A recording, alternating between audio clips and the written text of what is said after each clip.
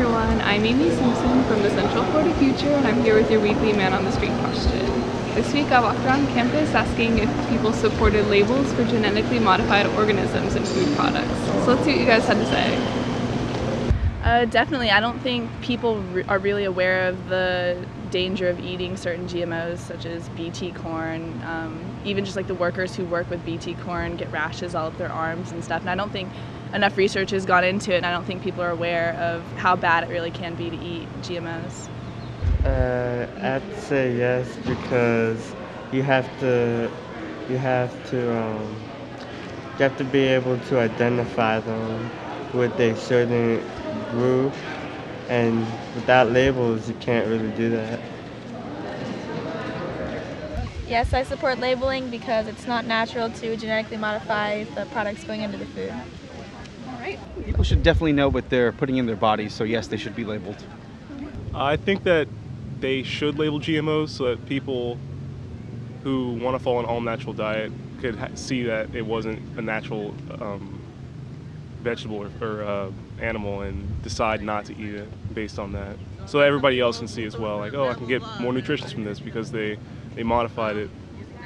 So that's about how I feel about it.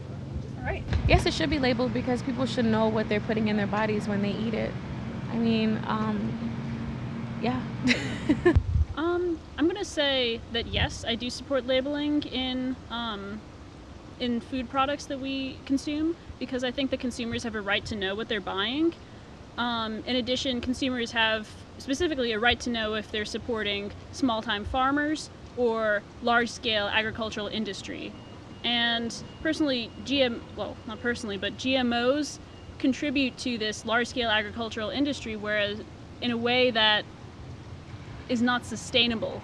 As our oil reserves run out and as our practices need to change, we need to start relying on small-time farmers and less intensive agriculture, less throughput-based agriculture rather than careful cultivation practices.